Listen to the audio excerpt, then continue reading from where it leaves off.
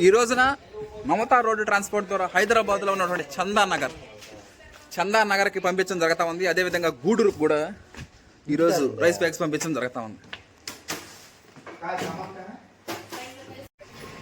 ఈ రోజున Navata road transport ద్వారా హైదరాబాద్లో ఉన్నటువంటి చందా నగర్ అనే ఊరికి రైస్ బ్యాగ్ పంపించడం జరుగుతూ ఉంది.